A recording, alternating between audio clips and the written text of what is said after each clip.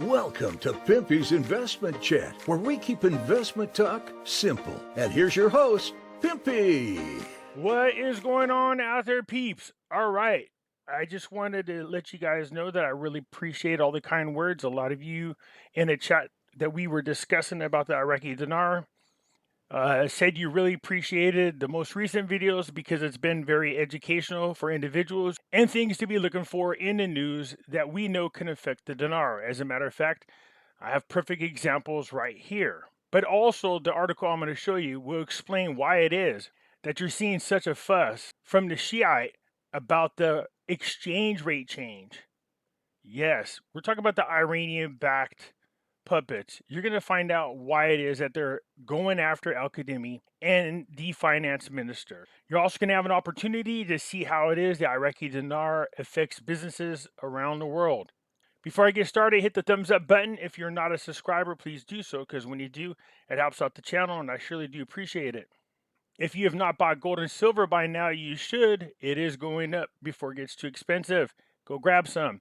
If you're looking to buy gold and silver, go check out our friends over at Money Metals Exchange. The link is down below in the description. If you are a first-time buyer and you spend more than $100, use promo code Pimpy, P-I-M-P-Y, and you will get a free half ounce of silver. And thank you, Anya, my buddy. She let me know that there is a delay, a slight delay that is, over here with Money Metals Deliveries. It says, due to extreme order volume. Yes, that's right. People are buying up like they should. I hope you're not procrastinating, and I hope it's you guys that are going out there buying up all the gold and silver. As we know, Putin's heading over there to the gold standard, and there's a shortage on precious metals everywhere.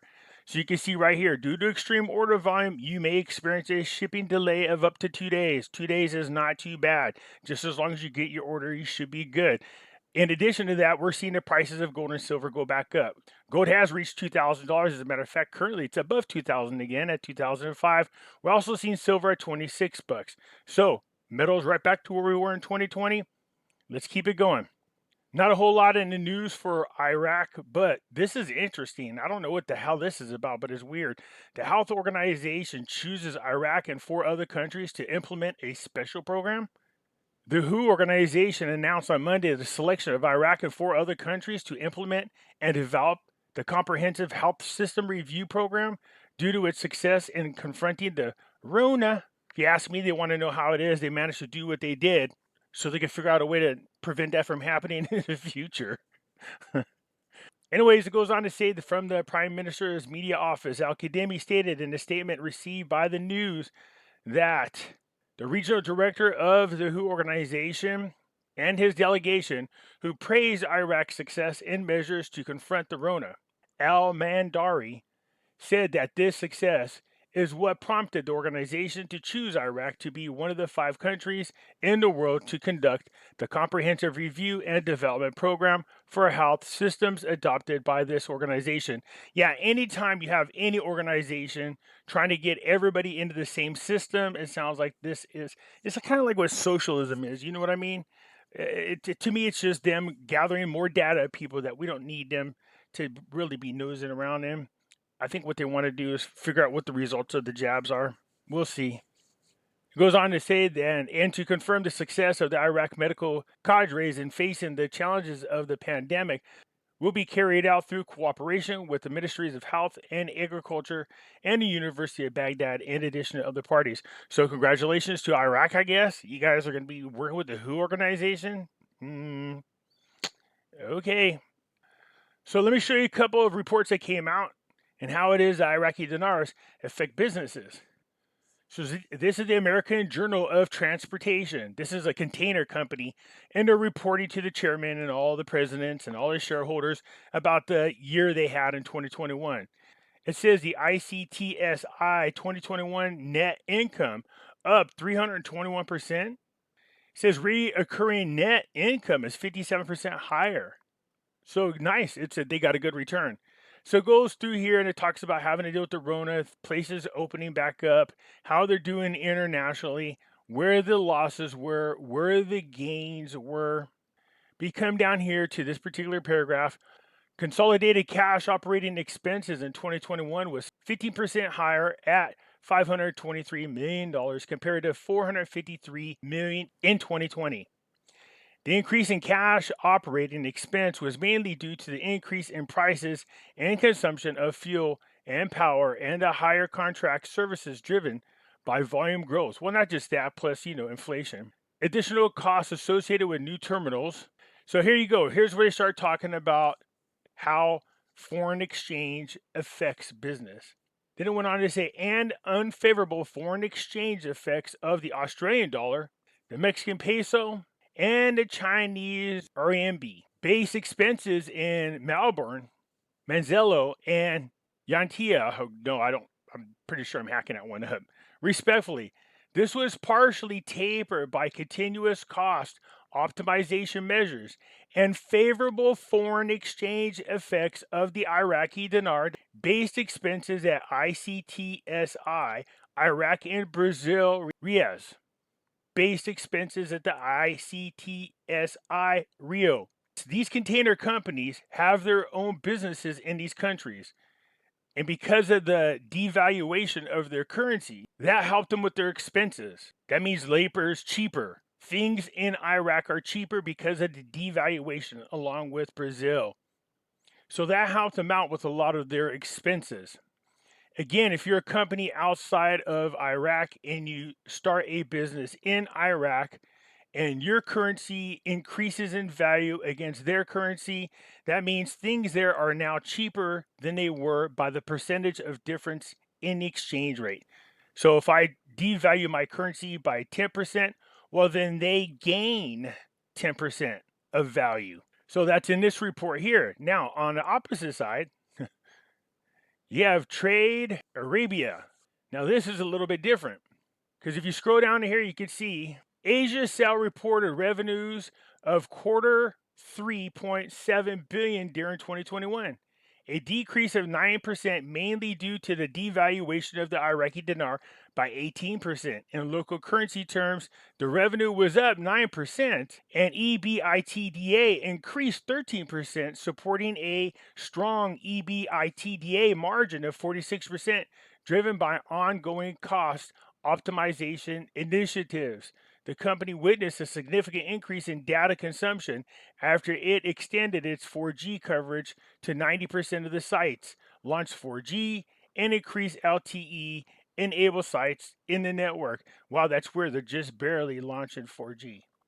Now, Asia Cell, I believe, is one of the stocks that, for those of you who are in the company, the Wise Investments or even the other company, that they're buying shares in Iraq. So they're buying shares off the stock exchange, and Asia Cell is one of them. Now, this company is located in Iraq, and you can see here that the decrease hurt them instead of benefited them. Whereas the other company is outside doing business in Iraq, it benefited them, the devalued currency, because costs are cheaper because of the devalued dollar. In this case, this company is in Iraq. They lost money because of the devaluation. See how they affect each company differently? If you're outside of the country and you open up a business within the country, then you benefit from it. But if you're in the country, obviously it hurts you because your currency has lost value. Now let's go over the real reason why we're seeing so much fuss kicked up about the Iraqi dinar exchange rate. Devaluation of the Iraqi dinar deals blow to pro-Iranian Shia parties. The crisis reached its climax in the country as the government found that its coffers were empty when salaries were due last September. Now they're talking about, obviously, it's September 2020 before they devalued in December. Iraqi political parties affiliated with Iran launched a fierce attack on Sunday against the government of Prime Minister al-Kadhimi following its decision to devalue the Iraqi dinar against the US dollar in order to overcome one of the most serious crises in the country's history. The government came to this step after it was unable to pay the salaries of its employees for 2 consecutive months, being forced to borrow from the Central Bank of Iraq and other internal parties. Now you're going to see how all this functions right here. Okay, listen to what they say. It says the government sells oil in US dollars, which it uses to buy Iraqi dinars from the central bank in order to finance salaries and public services. Devaluing the local currency against the dollar means it will get more Iraqi dinars from the central bank.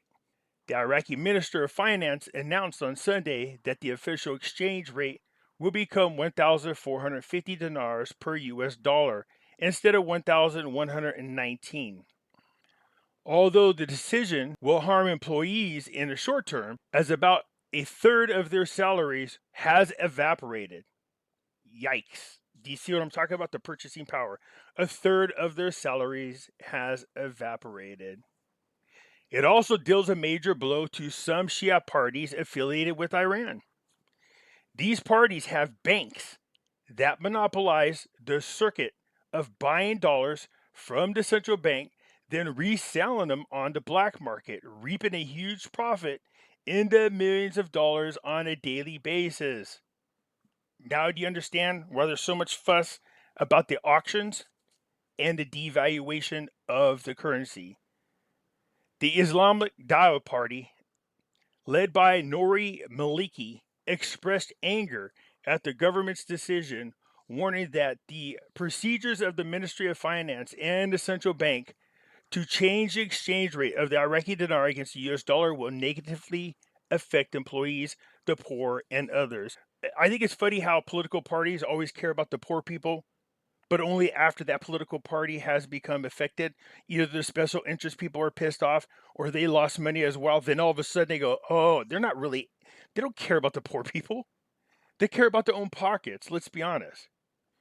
In a statement, the Dawa party seemed to have conveniently forgotten they had, during the two-term as prime minister of its leader, Maliki, squandered about $1 trillion of exceptional oil revenues at the height of a rise in oil prices. It spent the money on buying political and popular loyalty and on an unprecedented increase in number of state employees and security agencies, which led to the widespread political, financial, and administrative corruption, mismanagement, and the domination of certain families on the state. Yeah, we have that here as well. So now you know why it is that Sadr does not want Maliki anywhere around with all of his corruptions. I did a video showing you that the salaries during Maliki's time, usually they go up by a certain percentage, but while Maliki was in office, the salaries had increased at a level per year that they usually do in 5 years, so it was unheard of. The irony was that it chose to open the said statement with the Quranic text, "Do not consume one another's wealth unjustly," to launch its attack on Al-Qadimi's government, indicating that this economic policy will not lead the country to a safe haven or dismantle the stifling economic crisis that has begun crushing many segments of our society and that will create imbalance at all levels. Yeah, again, they only care when it affects their pockets. They really don't give a crap about the poor. Unofficial estimates indicated that the successive Iraqi government that followed this formation of the first post-2003 invasion, Iraq authorities were responsible for the disappearance of about $250 billion, which were set aside for reforming the sectors of health, education, electricity, and public services. You guys get why it is that Sadr doesn't want Maliki around? Do you understand why he wants to investigate all these corrupt files? Do you understand why Maliki's stressing? Do you understand why Iran is sending over the general of their Quds force to talk to Al-Qadimi? Do you remember when Al-Qadimi said he was going to investigate these guys and they killed his best friend when he first got in office and sent a message? Now you know what's going on. They're about to be exposed. For his part, the leader of Assad militia took advantage of a wave of popular anger against the government's decision to join in on Maliki's party campaign, pointing out that what is currently going on in more than one file, the most important of which is the central bank, the Alpha Port, and mobile phone companies, is the biggest theft in broad daylight. And unfortunately, the political and public reactions to it is not as tough as required. Khazali, like Maliki, has a bank that participates in the monopoly of buying dollars from the central bank and selling it on the black market, reaping huge daily profits. Did you know that Maliki owned one of the banks? I wonder why he is pissed. When you learn these types of things, then you really question the motives behind these political people. The decision to devalue the Iraqi dinar against the dollar eliminates these profits by up to 100% if market indicators continue to stabilize. It happened on Sunday, so good. Good move by Al-Qademi to do something to stop the bleeding of Iraqi dinars. Ghazali tried to mobilize politicians and public opinion against the government. The continued transformation of the economic situation from bad to worse pretends catastrophic situations that will affect the country as a whole, and the citizen will be their first victims, and a militia leader who figures on the U.S. terrorism list, while calling on the country's forces and personalities to take the required positions as issuing statements and statementical steps at the level of Parliament and putting pressure on the Council of Ministers will not be sufficient. Ghazali urged the masses to express their rejection of what is happening now and stand up to it. Otherwise, matters will lead to undesirable consequences. And they started to gather for protesting. It never did get to a level I think that they were hoping for. And I think you have Sadr to thank for that. Maliki and Ghazali and other Shia leaders insist on implementing Iranian policies to the fullest extent of Iraq in order to absolve themselves of all responsibilities and the consequences of the great economic collapse Iraq is witnessing. But observers say that the Iraq streets is aware of the real motives behind these parties' moves and of the damage to their interests. Okay, so remember when Sadr made a comment that some of these people that are in there voting on policies and procedures also have ownership in these banks? Now you know what he's talking about. Remember when Sistani said he usually doesn't like for religious people to get involved in politics, but did recognize the fact that something has to be done to restore the prestige of the Shia because it was damaged due to all of the corruption by Maliki. So it's good that the people in the streets are aware what's going on. We do know that a group did get together at one time, but did not get the kind of results I think that these people were hoping to accomplish. A former Kurdish lawmaker said that the attack on the government must be directed at the parties in power since 2003, because they are the ones who brought the country to this impasse. And who are they? The Shia people. Remember, they've been controlling the government since 2003. She added that if Kademi is guilty of anything, it has to be of receiving power at the wrong time, and he is no way for finding solutions.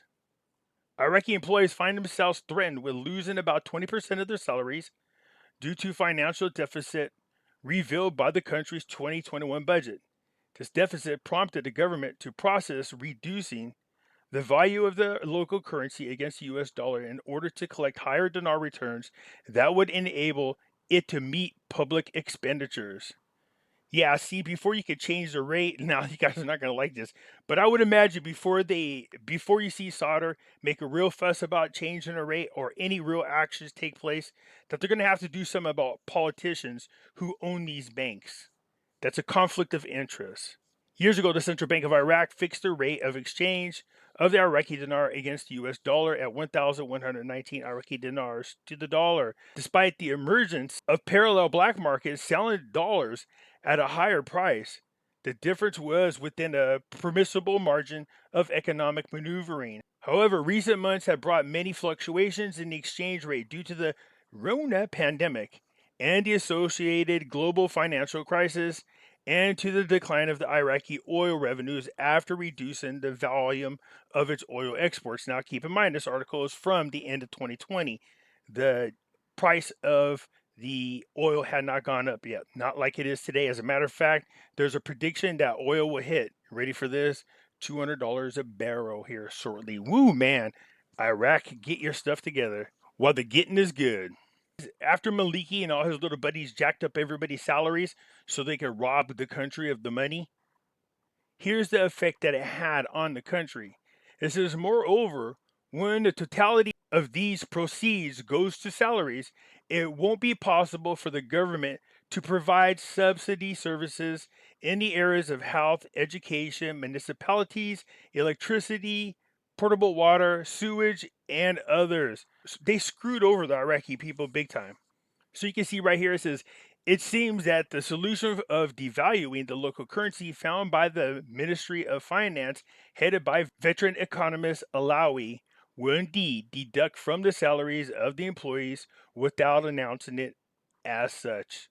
So there's information. I will leave the link for this. There's information in here that you can read and to help inform you a little bit more. I just wanted to bring this to your attention. You can see right here also it says representatives in the Iraqi parliament said that the government stole from the employees in two ways. First, by reducing the value of the dinars, and secondly, by deducting part of the allocations. They're just mad because the money that they stole was taken back from them, is what it comes down to. Now you're knowing why we're so tied up in forming this government, because the president Saleh knew about this, Al Qademi knew about this, Alawi knew about this, and they knew that it would affect these Iranian backed political puppets. And now this is why the Shia people who control who gets in and who doesn't is refusing to put Saleh back in there and trying to do something about Al Qademi. If Sadr has his way, they will be back in there to continue the work of going after those individuals who are responsible for why the country is where it is. So when you sit around and you're wondering why the Iraqi dinar is so undervalued, well, when you have a government like the one Maliki was in control of, you can see why. They never cared about the Iraqi people, not at all. They screwed over the Iraqi people, and because of those actions, all the things that needed to be fixed inside Iraq never got taken care of. And these things definitely would have helped in the private sector. It also would have helped strengthen the Iraqi dinar. So when you're talking about in the areas of health, education, municipalities, electricity, these are all places that could have hired people and improved their infrastructure. But because of Maliki and his group of people, that never happened. Anyways, I just wanted to show you how the devaluation of the dinar affects businesses in different ways. You had one business outside of the country doing business in the country, and then you had one doing business in the country. You can see how it affects their overall profits for the year. Also, I wanted to bring you this article because it does get into details a little bit more about what's really going on inside Iraq and why you're seeing so much trouble with the government being formed, because this is what they're having to deal with.